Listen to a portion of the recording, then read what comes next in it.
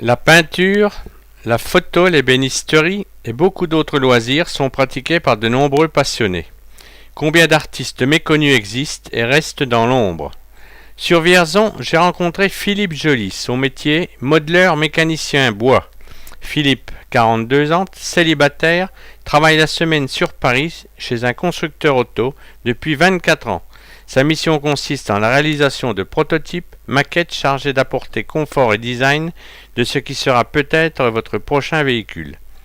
Sa passion restant le travail du bois, découpage, collage, défonçage, ponçage, assemblage, représente le passe-temps favori de tous ses week-ends. Au vu de ses nombreuses réalisations spectaculaires et souvent déroutantes, je n'ai pas pu résister et Canon en main, j'ai essayé avec mon modeste concours d'amateur vidéo de saisir ces quelques images afin de vous faire découvrir l'immense talent de ce passionné. Avec une simple branche d'arbre tombée sur un quelconque coin du globe, regardez comment Philippe peut la transformer. Alors donc, comment t'es venue cette idée de faire un ouvrage gigantesque comme ça, quoi? Alors, au début, c'est parti d'une idée très simple, en fin de compte, parce que j'avais envie de réaliser des chaînes, en fin de compte, en bois. Et donc, partant de cette idée-là, j'ai réalisé le centre, en hall, un cercle, et je suis parti à peu près en faisant des rayons avec des chaînes. Et quand j'ai commencé à réaliser ça, je me suis rendu compte que ça faisait une pièce relativement grande, relativement importante. Alors, je me suis dit, bon, comment je vais pouvoir faire maintenant pour la fixer, cette pièce? Alors, j'avais plusieurs options qui s'ouvrent à moi, horizontale ou verticale. J'ai choisi l'option verticale, parce que ça tenait un peu moins de place dans l'idée au départ.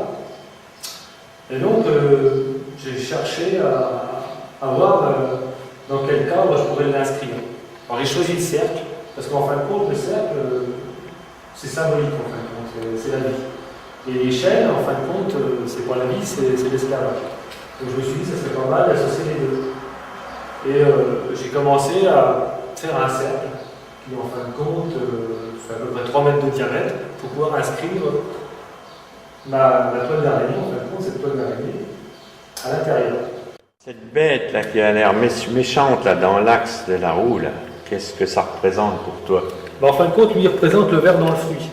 C'est-à-dire que vous avez un ensemble qui est plus ou moins cohérent, il y a toujours quelque chose qui vous le déborde à l'intérieur. Je voudrais pas aller dire que c'est le fonctionnaire dans la fonction publique, mais quasi. Mais alors le manche, ça représente une épingle. Alors en fin de compte, ça représente une épingle. Donc je l'ai mis comme ça, parce qu'elle bloque le mécanisme. Ça empêche de faire fonctionner cette machine quelque part. Empêche de tourner. Tourner, voilà. Parce que ça symbolise plus ou moins le temps et ça empêche le temps de tourner. Et d'un autre côté, cette épingle-là aussi, généralement, on les retrouvait dans le corps des araignées dans les muséums. Pour les symboles qui sont dans les sphères, sont les jours de la semaine, le lundi, le mardi, le mercredi, le jeudi, le vendredi, qui sont eux-mêmes représentés par des planètes. Alors ça signifie, en fin de compte, ça c'est le temps qui passe. On essaye de le retenir en le mettant à page. Oui, j'ai fait venir Yves Métivier, qui est un artiste peintre, pour lui demander son avis un petit peu sur cette œuvre. Qu'est-ce que tu en penses, Yves? Moi, je suis surpris parce que c'est quand même quelque chose d'assez fantastique au départ, c'est ce que j'ai dit tout à l'heure. On ne s'attend pas à avoir une œuvre de ce genre. On pense toujours une sculpture assez conventionnelle et tout, alors que là, on trouve un mélange de tout un tas de choses. Ça va de l'araignée à cette chaîne, cette roue, enfin, c'est assez formidable. Hein. En plus, la réalisation est superbe. Hein. Le bois curieux. Je ne sais pas, il faudrait peut-être aussi demander à l'exécutant. Hein. L'exécutant, oui, d'ailleurs. Je suis époustouflé, hein, parce que d'abord, au point de vue travail, c'est formidable. Hein. Bah oui, on pourrait lui demander combien de temps il a passé pour faire cette œuvre. Hein. Il a passé combien d'heures après ce chef-d'œuvre?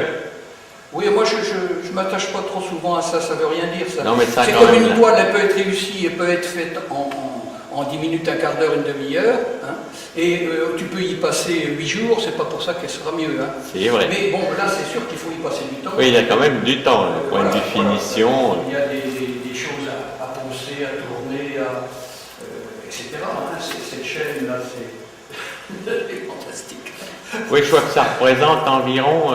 ça représente environ 3 000 heures de travail. 3 000 heures de travail. De toute Et en travaillant uniquement le samedi et le dimanche, puisque Philippe, il travaille donc la semaine et il fait ça à ses périodes de loisirs.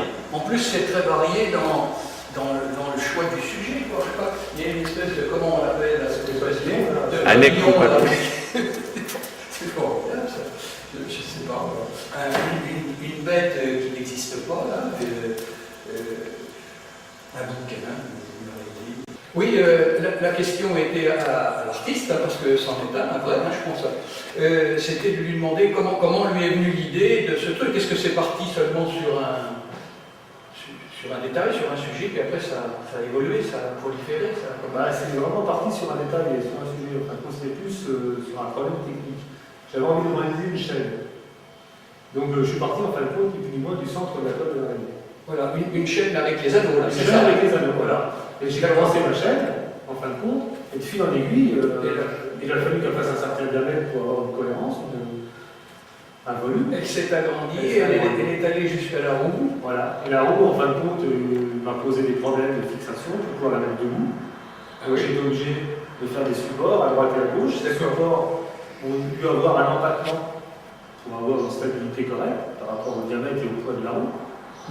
Donc ce qui m'a donné en fin de compte le volume de la base. D'accord, pour tenir tout l'ensemble. Pour tenir tout l'ensemble, et ça s'est étoffé comme ça. Et ce pédalier, là, il est venu se fixer dessus. Alors ça, il bouge pas. Non, ça ne bouge pas. C'est pour ça d'ailleurs que j'ai mis l'aiguille en travers. Ah oui. Et ça en fin de compte l'arrêt de la machine. D'accord. Et la chaîne, en fin de compte, c'est plus en fin de compte, on va dire, une réalisation technique.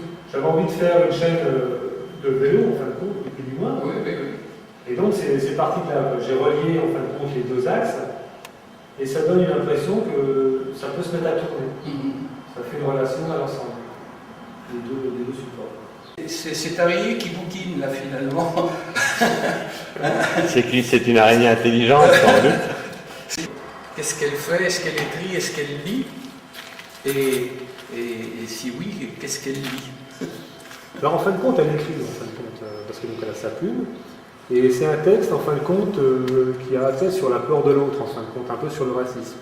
Parce que l'araignée, par elle-même, c'est pas forcément un animal qu'on aime croiser, quoi. Mais d'un autre côté, on en a attiré. Donc c'est un peu ça, quoi. Attirer, répulsion, quoi. Attirance et répulsion. Donc c'est ça. Voilà, et comme on disait tout à l'heure, on a peut-être tort parce que c'est un insecte intelligent qui s'étend des fils, qui sait capturer ses proies, et puis en effet, qui sait peut-être lire finalement. Ah oui. C'est peut-être la comptabilité des différentes mouches qu'elle a mangées. Je suis attiré par cette espèce d'oiseau d'une autre époque, là, qui me fait penser, moi, à un ptérodactyle. C'est ça ou c'est pas ça En fin de compte, vous pouvez le prendre comme le ver qui est dans le bois et qui finit par sortir. Ça ronge tout de l'intérieur. C'est pour ça qu'il a un air un petit peu agressif parce qu'il n'est pas forcément utile et sympathique, quoi. C'est un peu la destruction, quoi. Et en plus, il a des griffes énormes. Ah bah oui, le bois est dur. Hein. Le bois est dur. Moi, j'avoue que je ne suis pas très spécialiste dans ce genre de sculpture, mais bon, je me répète, je pense qu'on ne peut pas rester indifférent, on est époustouflé par ce travail-là. C'est curieux.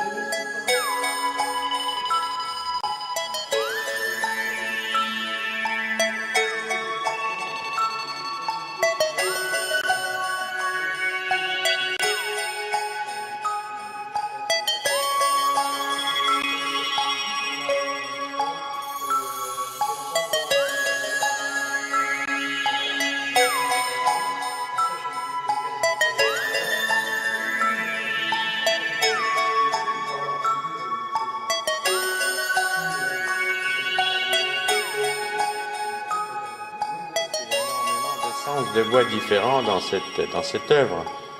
Pour réaliser cette pièce, il m'a fallu à peu près 16 sortes de bois différents. Alors, j'ai des bois français, africains et brésiliens. Alors pour les bois un peu spectaculaires comme l'amaranth, qui est un bois violet, hein, ça c'est un bois brésilien. J'ai de l'ipé qui compose le cercle, hein, du vanguet qui sert au socle, c'est un bois relativement sombre, on va remettre sombre. Du mgourour qui est un bois très particulier qui font les pattes de l'araignée. Sinon dans les bois français j'ai du buis, du hêtre, j'ai un petit peu de chêne, du noyer et de l'aulne. Alors l'aulne c'est simplement la toile. La toile est en aulne. C'est ce qui donne, ce bois est très joli, c'est donne un peu de couleur miel et un peu doré comme ça. Mais il n'y a pas de teinte, hein, c'est vraiment leur couleur d'origine, c'est simplement